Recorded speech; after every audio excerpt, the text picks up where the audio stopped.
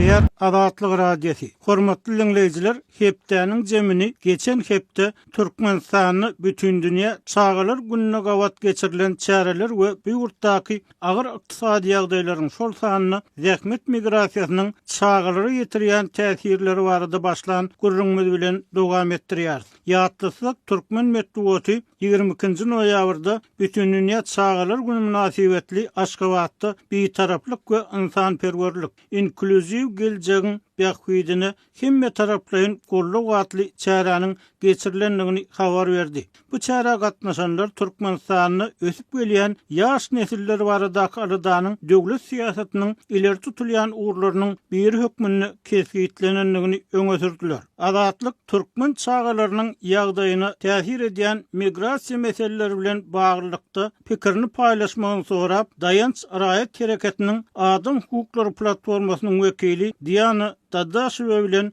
telefon arkaly söhbetdeş boldy. Maglumat üçin aýtsak, daýanç daşary ýurtda Türkmenistanyň raýat jemgyýeti hereket tarapyndan döredilen platforma bolup, Türkmenistanyň adam hukuklary we kanunyň hökmrawanlygy meseleleri bilen meşgullanýar we hususan hereket azatlygy, maşgallaryň birleşmegi bilen bagly döreýän hukuk gozulmalarynyň aradan aýrylmak uğruny tagalla edýär. Türkmen raýatlarynyň sosial mediada edýän janagyrly gurrunlary, habarçylarymyz bilen gurleşýän ýaşaýjylaryň pikirleri esasynda soňky döwürde dikeldilen halkyň ses programmamyzda öz pikirlerinizi, belliklerinizi we islew arzularyňyzy hem iýermegi haýyş edýäris.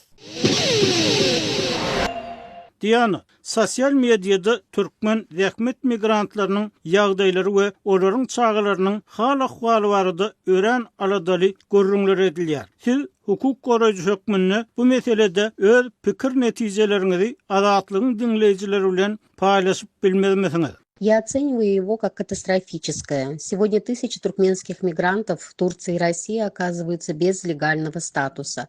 Men bu ýagdaýa helakçylikli ýagdaý hökmünde baha berýärin. Şuňky günde müňlerçe türkmen migranty Türkiýede, Russiýada kanuny durumlary bolmazdan ýaşaýar. Bu olaryň esasy hukuklarynyň bolmazlygynda, zähmet çekmäge, saglyk bejergisine, ýuridik goraga, çağalaryna bilim bermäge hukuksuz ýagdaýda ýaşaýandygyny aňladýar. Türkiýede Aşgabatyň talaby esasında Türkmenistanlılar üçin viza düzgüni girizilerinden soň Türkmen migrantlarynyň ýagdaýy keskin yaramazlaşdy. Biziň raýatlarymyzyň köpüsi kanuny ýagdaýa geçip bilmeýär we kezaplaryň pidasy bolýar. Galp agentlikler uly möçürdäki pula ýaşaýyş ruhsatnamasyny resmileşdirip bermegi wada berýärler we soňundan ýitirim bolýarlar. Russiýada bolsa Türkmenistanyň raýatlaryna ýaşaýyş ruhsatyny iş ýüzünde diňe Ukraina garşy urşa gatnaşmak baradaky şertnama gol çekenlerinden soň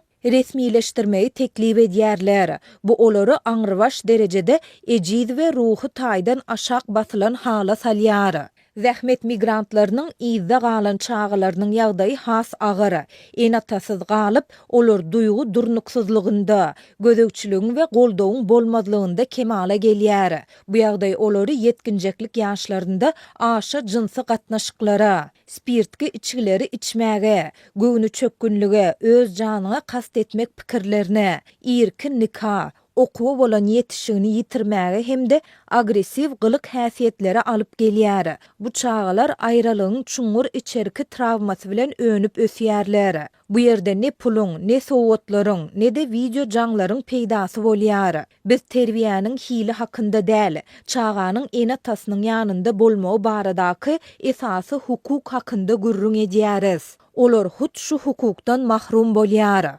Мы говорим не о качественном воспитании, а о базовом праве ребенка быть рядом с родителем, и именно этого они lişini. Diana, Türkmenistanly migrantlaryň sosial mediada edýän gurrunlarynyň çen tutulsa, olar öz çağalaryny uzak wagtlap görüp bilmezliklerinden nägile bolýarlar. Eýsem bu ýagdaý olaryň çağalarynyň geljegine nägili täsir ýetirýär. Длительная разлука с родителями – это одна из самых тяжелых детских травм. По силе она сопоставима с утратой. ene atalary bilen uzak wagt ayrılykda bolmak çağalar üçin iň agyr travmalaryň biri bolýar. Bu tasdan olaryň yitirilmegine barabar diýsek de bolar. Diňe çağı bu aýralygyň ejirini bir gezek däl, günde we ýyllar boýu çekýär.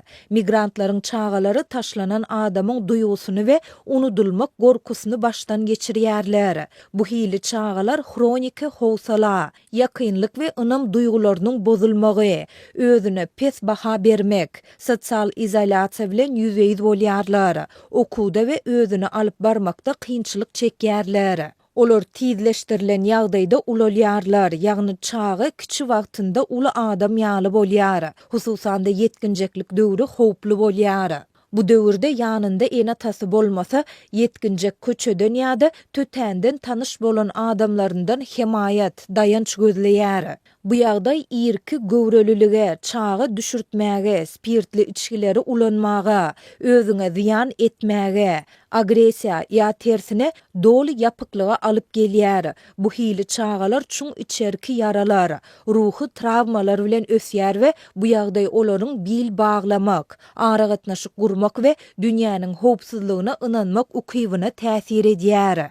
Такие дети вырастают с глубокой внутренней раной и психологической травмой, которая влияет на способность доверять, строить отношения и верить в безопасность мира. Diýana, bu meselede kynçylyklary azaltmak üçin nämeler edilse gowy bolar? Bu ýerde nähili mümkinçilikleri, nähili kynçylyklary görýärsiňiz? Чтобы действительно смягчить трудности туркменских мигрантов, нужны системные решения. Türkmen migrantlarynyň ýagdaýyny gowlandyrmak üçin ulgamlaryň çözgütleriň kabul edilmegi gerek. Ozaly bilen Türkmenistanyň öz raýatlaryna göz ýummagyny besedip, migrasiýa syýasatyna medenileşen görnüşde çemeleşip başlamagy mühim. Migrantlar kanuny ýagdaýda şertnama esasynda ätiýaşlandyryş we goraw astynda işläp biler ýaly awadançylykly ýurtlar bilen resmi zähmet ılalaşyklaryny baglaşmak zerur. Viza düzgünini ýeňilleşdirmeli, ýurtdan çykmagyň esaslandyrylmadyk çäklendirmelerini besetmeli. Migrantlar resmi namasyz galmaz ýaly daşar ýurt pasportlaryny diplomatiki wekilhanalaryň üstü bilen bermeli. Ilçihanalaryň ýanynda ýuristleriň, psihologlariň, sosial işgärleriň gatnaşmagynda sahawatçylyk programmasy bilen migrantlara goldaw merkezini döretmeli. Diasporany medeni klublar hökmünde däldi, hususan-da kyn, krizis ýagdaýyna düşen aýallar we çağalar babatynda hakyky özara kömek merkezi hökmünde östürmeli. Bu hili çäreler Merkez Aziýanyň beýleki ýurtlarynda bir ýemden bäri ulanlyp gelinýär. Özbegistanyň, Täjikistanyň, Gyrgyzstanyň migrantlar bilen deňeşdirilende Türkmen migrantlary iň bir gorawsuz adamlar bolup durýar. Sebäbi Türkmenistanda ýurtdan çykmak hukugy çäklendirilen, migrantlaryň maşalalary ýurt içinde häkimetleriň basyşlaryna duçar bolýar. Güýçlü diaspora ýok, konsullyk goldawlary berilmeýär. Migrantlaryň zähmet hukuklary iş ýüzünde hiç ýerde goralmadyk diýsek hem bolar. Türkmen migrantlary iki howpyň arasynda, baran ýurdundaky basyş bilen öz ýurdundaky ýydarlanmalardan gorku astynda ýaşaýar. Туркменские мигранты живут между двух угроз – давление стран пребывания и страх преследования дома. Diýana, azatlygyň söhbetde bolan migrantlary ýurda kanuny esasda pul bermegiň kynlygyny, netijede adamlaryň bir kanun ýollary ýüzüp bir topar ziyan çekýänligini aýdýarlar. Türkmen häkimetleriniň migrantlara şol sany olaryň çağalaryny berýän puluny çemeleşmesini nädip ýumşadyp bolar. Bu meselede çykalgy görýärsiňizmi? Валютная политика Туркменистана создает для мигрантов огромные трудности, так как легально отправить деньги почти невозможно. Türkmenistanyň alyp barýan valyuta syýasaty zähmet migrantlar üçin ägirt uly kynçylyklar döredýär. Sebäbi ýurda kanuny ýagdaýda pul bermek tasdan mümkin däl. Şuňky günde banklardan dollar almak mümkin däl. Diňe peseldilen kurs boýunça manat berilýär. pul çıkarmaň we iwermeň berk çäklendirilen ulgamlary hereket edýär. Studentlere pul geçirmek üçin bir topor resminama talap edilýär we çäklendirme girdilýär. Geçirilýän serişdeleriň tas hemmesi gara bazara. Dollaryň resmi kursa garanda ençimi etse gymmat bolan ýerine gidýär. Migrantlar bir kanun araçlaryň hyzmatyndan peýdalanmaga mejbur bolýarlar. Bu ýagdaýda olara kezzapçylyga duçar bolmak töwekkülçilikleri garaşýar. Ýagdaýy yeňletmek üçin häkimetler valyuta kanuny el ýeterliligi gowlandyrmaga, studentlere we maşgalalara pul iýermegi ýönekeýleşdirip, halkara tölew ulgamyna ruhsat edip, geçiriş amallary bilen bagly bürokratiýany azaldyp bilerdi. Şeýle-de saglyk, oku, kärenne haky, ýaşaýyş jaýy ýaly möhüm durmuş ýaşaýyş harajatlary üçin yeňilleşdirilen maliýe koridorlaryny döredip bolardy. Şunkü günde mende bu siýasatyň ýumşadyljagyna ynam ýok. Ýöne biz işlemegimizi, düzgün bozulmalaryny resmileşdirmegi, halkara guramalarynyň ünsüni çekmegi, bu temalary metbuat arkaly gozgamagy, häkimetleriň eşitmegi üçin täze ýollary gözlemegi dowam etdirýäris.